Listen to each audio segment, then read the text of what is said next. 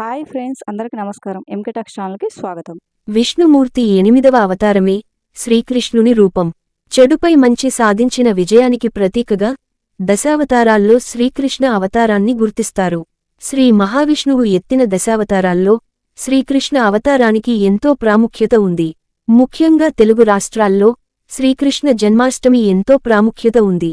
కావున శ్రీకృష్ణ జన్మాష్టమి రోజు పాటించాల్సిన నియమాలు ఏంటో తెలుసుకుందాం. కృష్ణాష్టమి రోజున ఎంతో భక్తిశ్రద్ధలతో శ్రీకృష్ణ జయంతిని ఆచరిస్తే గోదానం చేసిన ఫలితం, కురుక్షేత్రంలో బంగారం దానం చేసిన పుణ్యఫలం దక్కుతుందని బ్రహ్మాండ పురాణం చెప్పింది. ఈ సంవత్సరం ఆగస్టు 26వ తేదీన సోమవారం మధ్యాహ్నం 12 గంటల నుంచి ఆగస్టు 27వ తేదీ తెల్లవారుజామున 12 గంటల వరకు శ్రీకృష్ణ జన్మాష్టమిని జరుపుకోవచ్చు. శ్రీకృష్ణ జన్మాష్టమి ముందు రోజునే, అంటే ఆదివారం రోజున మీ ఇంటిని శుభ్రంగా తుడుచుకోవాల్సి ఉంటుంది. మీ పూజగదిని కూడా శుభ్రంగా కడుక్కోవాలి. కృష్ణుడి చిత్రపటం లేదా విగ్రహానికి పుష్పాలతో అలంకరించుకోవాలి. పూజకు పసుపు రంగు అక్షింతలు, కదంబ పుష్పములు, సన్నజాజుల మాల, నైవేద్యానికి పాలు, మీగడ వంటివి సిద్ధం చేసుకోవాలి. తదనంతరం పూజను ప్రారంభించాలి. దీపంలో కొబ్బరి నూనె పోసి 5 వత్తులతో దీపం వెలిగిస్తే అప్పుల బాధలన్నీ వెంటనే తీరిపోతాయి. ఆవునేతితో దీపారాధన చేస్తే మీ ఇంటికి అష్టైశ్వర్యాలు లభిస్తాయి. ఈ కృష్ణాష్టమి రోజున ఓం శ్రీ కృష్ణ పరబ్రహ్మణే నమః అనే మంత్రాన్ని 108 సార్లు జపిస్తే మీ జీవితంలో ఉన్న కష్టాలన్నీ తొలగిపోయి అఖండ రాజయోగం ప్రాప్తిస్తుంది. కృష్ణాష్టమి రోజున శ్రీకృష్ణునికి పూజ చేసి శ్రీకృష్ణ దేవాలయాలను దర్శించుకునే వారికి కోటి జన్మల పుణ్యఫలం సిద్ధిస్తుందని పురాణాలు చెబుతున్నాయి. ఈ రోజున శ్రీకృష్ణ ఆలయాల్లో కృష్ణ అష్టోత్తర పూజ, కృష్ణ సహస్రనామ పూజ చేయించుకునే వారికి వంశాభివృద్ధి, అష్టైశ్వర్యాలు చేకూరతాయని పురోహితులు చెబుతుంటారు. ఈ రోజున కృష్ణుడిని పూజిస్తే సకల పాపాలు నశిస్తాయని, ధర్మార్థ కామ మోక్ష ప్రాప్తి కలుగుతుందని స్కంద పురాణం చెబుతుంది. ఈ రోజున ఇంట్లో పూజ చేసేవాళ్లు ఒంటిపూట భోజనం చేస్తే చాలా మంచిది. ముఖ్యంగా శ్రీకృష్ణ జన్మాష్టమి రోజున చెక్క వేణువును కొని శ్రీకృష్ణ ఆలయంలో సమర్పించండి. ఇలా చేయడం వల్ల మీ కుటుంబానికి చాలా మంచి జరుగుతుంది. శ్రీకృష్ణుడికి వేణువు అంటే చాలా ఇష్టం. ఈ కృష్ణాష్టమి రోజున చంద్రుడు వృషభ రాశిలో ఉంటాడు. కృష్ణుడు జన్మించినప్పుడు ఎంతో శక్తివంతమైన యోగాలు ఏర్పడ్డాయని, మళ్లీ ఇన్నేళ్లకు ఇలా పునరావృతం కావడం అదృష్టమని వేద పండితులు చెబుతున్నారు. ఈ కృష్ణాష్టమి రోజున సర్వార్థసిద్ధి యోగం ఏర్పడబోతుంది. ఆగస్టు 26వ తేదీన రాత్రి 12:05 శ్రీకృష్ణుడు జన్మించిన తిథి ఏర్పడింది. కాబట్టి ఈ సమయంలో మాత్రం మీ మనసులో జై శ్రీకృష్ణ అని 3 సార్లు అనుకుంటే చాలు. ఆ కృష్ణుని అనుగ్రహం మీ ఇంటిపై ఎల్లవేళలా ఉంటుంది. శ్రావణ బహుళ అష్టమి రోజున రోహిణి నక్షత్రంలో కృష్ణుడు జన్మించాడు.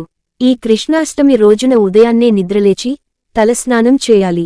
గుమ్మానికి మామిడి తోరణాలు, గడపకు పసుపు కుంకుమలు, పూజగదిలో ముగ్గులు వేసి పూజకు సిద్ధం కావాలి.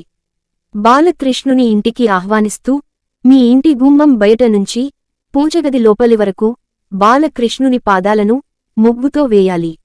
ఇతర పూజలకు భిన్నంగా కృష్ణాష్టమి పూజను మధ్యాహ్నం 12 గంటలకు ఆరంభించడం మన ఆనవాయితీ. ముఖ్యంగా ఈ కృష్ణాష్టమి రోజున మీ ఇంటికి కృష్ణుడి విగ్రహాన్ని తెచ్చుకుంటే మీ పిల్లలకు చాలా మంచి జరుగుతుంది. మీ పిల్లలు గొప్ప స్థాయికి ఎదుగుతారు. కృష్ణునికి తులసి అంటే చాలా ఇష్టం.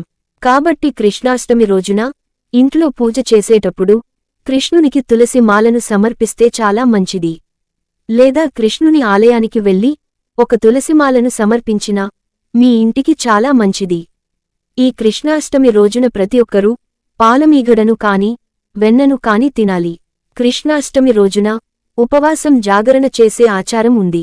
శ్రీకృష్ణుని పూజలో నైవేద్యంగా కృష్ణుడికి ఇష్టమైన పాలు, వెన్న, మీగడ వీటిలో ఏదో ఒక దానిని శ్రీకృష్ణుడికి నైవేద్యంగా సమర్పిస్తే చాలా మంచిది.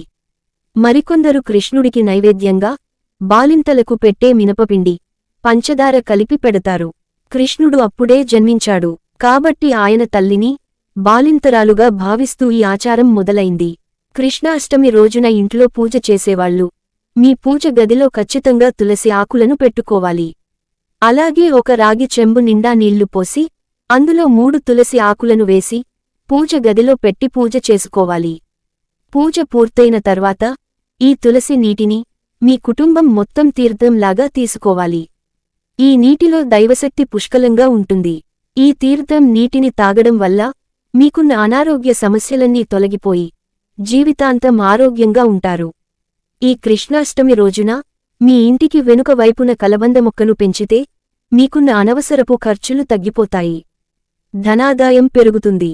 మీ జీవితంలో అష్టదరిద్రాలు పోయి అష్టైశ్వర్యాలు కలుగుతాయి. రక్షాబంధన్ రోజున మీ సోదరులకు రాఖీ ఎలా కడతారో అలాగే ఈ పండుగ పూట శ్రీకృష్ణుడికి రాఖీ కట్టాలి.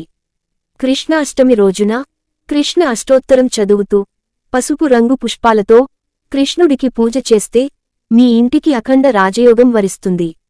ఈ కృష్ణాష్టమి రోజున శ్రీకృష్ణుడికి ఎంతో ఇష్టమైనటువంటి గోవులకు సేవ చేయడం ద్వారా కోటి రెట్ల పుణ్యం పొందవచ్చు. ముఖ్యంగా ఈ రోజున ఆవులకు అరటిపండ్లను, ఉడకపెట్టిన శనగలు, పచ్చి గడ్డిని తినిపించడం ద్వారా ఎంతో పుణ్య ఫలితం లభిస్తుంది. శ్రీకృష్ణుడికి నెమలి ఈకలు అంటే చాలా ఇష్టం. కాబట్టి ఈ కృష్ణాష్టమి రోజున మీరు డబ్బును పెట్టుకునే చోట 3 నెమలి ఈకలను ఉంచండి. ఇలా చేయడం వల్ల మీ ఇంట్లో డబ్బు కొరత ఉండదు. ఇంట్లో నెమలి పింఛం పెట్టడం వల్ల మీ ఇంటికున్న వాస్తు దోషాలన్నీ దూరమవుతాయి. మీ వైవాహిక జీవితంలో టెన్షన్లు ఉంటే మీ పడకగదిలో ఒక నెమలి ఈకలను పెట్టుకోండి.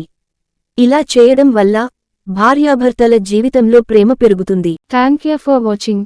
వీడియో నచ్చితే లైక్ చేసి మరిన్ని వీడియోస్ కోసం ఛానల్ను సబ్స్క్రైబ్ చేసుకోండి.